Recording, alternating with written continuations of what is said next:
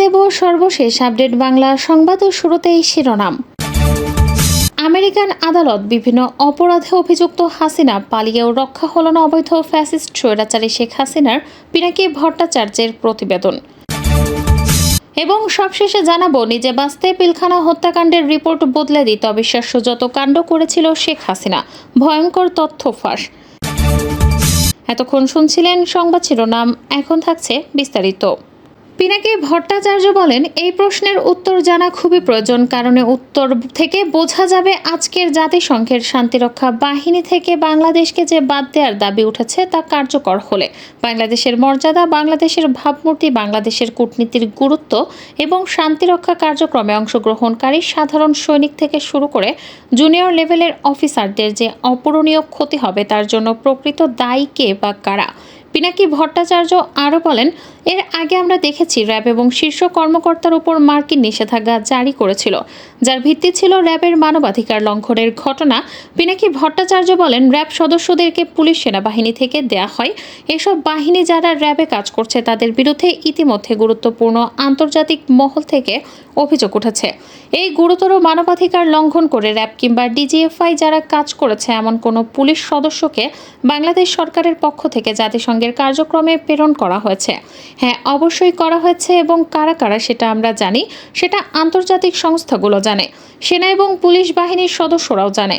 সুতরাং মানবাধিকার লঙ্ঘনকারী সেনা সদস্যদের জাতিসংঘের শান্তিরক্ষা কার্যক্রমে প্রেরণের জন্য ক্যারেক্টার সার্টিফিকেট দিয়েছেন প্রধানমন্ত্রী হাসিনার বর্তমান এবং প্রাক্তন সেনা প্রধানরা। এ সময় পিনাকি ভট্টাচার্য সেনাবাহিনীর সদস্যদের বলেন, আজকে যদি চরম মিথ্যাবাদিতার কারণে বাংলাদেশ জাতিসংঘ শান্তিরক্ষা কর্মসূচিতে বাদ পড়ে এবং তাতে যদি বাংলাদেশের আন্তর্জাতিক সুনাম সমানভাবে ক্ষতিগ্রস্ত হয় এবং আপনাদের কপাল পড়ে, তাহলে আমাদের পরিষ্কারভাবে বুঝতে হবে এবং সার্বক্ষণিকভাবে মনে রাখতে হবে এর জন্য প্রধান দায়ী ব্যক্তি হচ্ছে বাংলাদেশের অবৈধ ফ্যাসিস্ট স্বৈরাচারী শেখ হাসিনা। হাসিনা কিন্তু এখন ভালোভাবেই টের পাচ্ছে তার গলার ফাঁস ধীরে ধীরে টাইট হয়ে আসছে। 1991 সালের নির্বাচনে হাসিনা হেরে গিয়ে বলেছিল শুকনো কারচুপি হচ্ছে।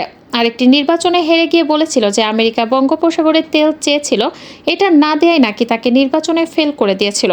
পিনাকি ভট্টাচার্য বলেন, বাংলার মানুষের গণতন্ত্র প্রতিষ্ঠার ধাপ্পা দিয়ে, মুক্তি ধাপ্পা দিয়ে, স্বাধীনতার ধাপ্পা দিয়ে শেখ মুজিব ক্ষমতা পেয়ে 3 বছরের মধ্যে গণতন্ত্র হত্যা করে একদলীয় বাকশাল কায়েম করেছিল।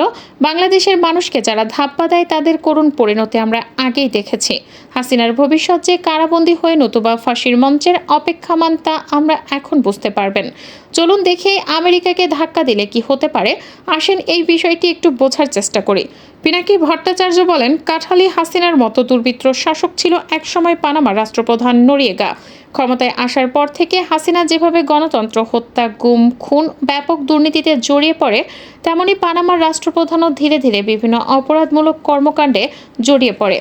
এক পর্যায়ে তাদের সমস্ত কর্মকাণ্ড আমেরিকার কাছে অসহ্য হয়ে পড়ে। 1988 সালে আমেরিকান আদালত তাকে বিভিন্ন অপরাধে অভিযুক্ত করে। নরিয়েগা তখন হাসিনার মতো আমেরিকার বিরোধিতা করতে শুরু করে। তখন পানামায় যে মার্কিন সেনাবাহিনীর সদস্য ছিল এবং তাদের পরিবার ছিল, তাদের ওপর বিভিন্ন হয়রানিমূলক কাজ করতে শুরু করে এই পানামার রাষ্ট্রপ্রধান, এমনকি তাদেরকে শারীরিকভাবে লাঞ্ছনা করে।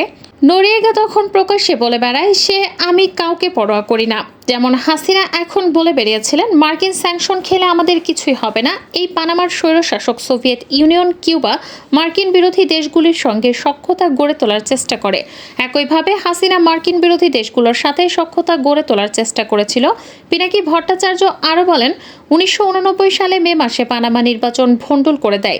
একই রকমভাবে হাসিনা যেভাবে নির্বাচন ভণ্ডুল করে দিয়েছে এবং বিরোধী দলের নেতা কর্মীদের ওপর লেলিয়ে দেয় তার বাহিনীদের, নরিয়েগা যা যা করেছে হাসিনাও তাই করছে। এক পর্যায়ে নরিয়েগা বলে বসেন পানামা আমেরিকার সাথে যুদ্ধ অবস্থায় আছে। বিভিন্ন উস্কানির মুখে অত্যন্ত ধৈর্যের সাথে আমেরিকার নরিয়েগাকে সময় দিয়েছিল, কিন্তু এক পর্যায়ে আমেরিকার ধৈর্যের বাঁধ ভেঙে যায়। নরিয়েগা পানামার নির্বাচন ভণ্ডুল করার কিছুক্ষণ পরে ওয়াশিংটন সিদ্ধান্ত নেন নরিয়েগাকে জীবন্ত আটক করা। পরবর্তীতে নরিয়েগাকে আটক করে এবং বাকি জীবন জেলখানাতে কাটাতে হয় আমেরিকা ও ফ্রান্সের কারাগারে, এবং ফ্রান্সে বন্দী হিসাবে মৃত্যুবরণ করেন নরিয়েগা। পিনাকি বলেন, নরিয়েগার পরিণতির কথা উল্লেখ করলাম এই কারণে যে এর সাথে হাসিনার কর্মকাণ্ডের অনেক মিল আছে। এরা দুজনেই আমেরিকার সাহায্যে ক্ষমতায় গিয়েছে, দুজনেই গণতন্ত্র হত্যা করেছে এবং নির্বাচন ভণ্ডুল করেছে। নরিয়েগা এক আমেরিকান সৈন্যদের লাঞ্ছিত করেছে, আর হাসিনার দলের নেতাকর্মীরা মার্কিন রাষ্ট্রদূতের লাঞ্ছনা এবং হত্যার হুমকি দিয়েছে। হাসিনা ক্ষমতায় আসলেও আমেরিকার সাহায্যে 1/11 ঘটিয়ে আর বন্ধুত্ব করেছিল চীন রাশিয়ার সাথে। এটি অবিকল নরিয়েগার মডেল, তাই হাসিনার শেষ পরিণতি হতে যাচ্ছে বন্দী হিসেবে মৃত্যুবরণ করা নরিয়েগার মতোই। 2009 সালের 25 ও 26 ফেব্রুয়ারি ঢাকার পিলখানায় বিডিআর সদর দপ্তরে ইতিহাসের জঘন্যতম হত্যাকাণ্ড সম্পর্কে পিনাকি বলেছেন, বাংলাদেশে যে বিষয়টি খুব ভালোভাবে জানা নেই তা হলো সেনাবাহিনীর ব্যারাকে ফিরে গিয়েছিল ভারতের চাপে। পিলখানা হত্যাকাণ্ডের সঠিক রিপোর্ট দেয়া হলে সাবেক প্রধানমন্ত্রী শেখ হাসিনার রিপোর্টটি ছুঁড়ে ফেলে বলেন, কি আবোল তাবোল রিপোর্ট, যেভাবে ইনস্ট্রাকশন দেওয়া হয়েছে সেভাবে কাজ করতে হবে। এরপর আবারও প্রধানমন্ত্রী ডাকেন বিডিআর বিদ্রোহের তদন্তের সমন্বয়কারী ক্যাপ্টেন অবসরপ্রাপ্ত ডক্টর খান রফিককে। সেদিনও রিপোর্ট পরিবর্তন না করে একই রিপোর্ট দেন তিনি। রিপোর্ট দেওয়ার পর জিজ্ঞাসা করা হয়, হাউ ডেয়ার ইউ আর। জবাবে তিনি বলেছিলেন, আমার ভাইয়ের রক্তের সঙ্গে বেইমানি করতে পারবো না। এরপর রফিককে পিলখানা থেকে তুলে দেওয়া হয়। 361 দিন ডিজিএফআইতে রাখা হয়। সেখান থেকেই আয়নাঘরের শুরু। 5 বছর অভ্যন্তরীণ থাকার পর ছাড়া পেলেও আর দেশে থাকতে পারেননি। গত 24 আগস্ট বেসরকারি টেলিভিশনের একটি অনুষ্ঠানে মালয়েশিয়া থেকে যোগ দিয়ে সব কথা বলেন ক্যাপ্টেন অবসরপ্রাপ্ত ডক্টর খান রফিক। এ সময় তিনি বলেন, আজিজ, মইনুল আকবর, জিয়াউল আহসান এদের সবার হাতে শেষ সময় রক্ত রঞ্জিত। আর পুরো ঘটনার মাস্টারমাইন্ড ছিলেন তারিক আহমেদ সিদ্দিক। এই মেজর জেনারেল অবসরপ্রাপ্ত তারিক আহমেদ সিদ্দিক সাবেক প্রধানমন্ত্রী শেখ হাসিনার নিরাপত্তা উপদেষ্টা ছিলেন। 2009 সালের 25 ফেব্রুয়ারি সূচনা হয় বিডিআর বিদ্রোহ নামে বাংলাদেশের ইতিহাসের এক কলঙ্কজনক অধ্যায়ের। সেদিন পিলখানার গুলির আওয়াজ ছড়িয়ে পড়ে পুরো বাংলাদেশে। নির্দয় জওয়ানরা একে একে বুক ঝাঁঝরা করে হত্যা করেন 57 জন সেনা সদস্যকে। 25 ও 26 ফেব্রুয়ারি চলায় বিদ্রোহে মোট 74 জন প্রাণ হারান। নির্মম সেই হত্যাকাণ্ডের 15 বছর পর সাবেক ক্যাপ্টেন অবসরপ্রাপ্ত ডক্টর খান রফিক জানালেন, পিলখানা হত্যাকাণ্ড বিডিআর বিদ্রোহ ছিল না, এটা ছিল পরিকল্পিত হত্যাকাণ্ড। কতিপয় সামরিক, বেসামরিক ও রাজনৈতিক নেতৃত্ব প্রত্যক্ষ পরোক্ষভাবে এই ঘটনার সঙ্গে জড়িত ছিলেন। বিডিআর হত্যাকাণ্ডের তদন্তের সমন্বয়ক সাবেক সেনা কর্মকর্তা ডক্টর খান রফিক বলেন, প্রাপ্ত রিপোর্ট সময় দেখতে পায় ঘটনার পরিকল্পনা হয় 2008 সালের ডিসেম্বর থেকে।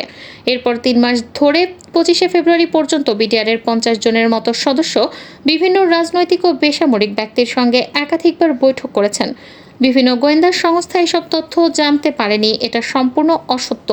জেনেও তারা গোপন করেছিল। আওয়ামী লীগের একজন সাবেক এমপি প্রতি শুক্রবার পিলখানা মসজিদে জুম্মা পড়তে যেতেন।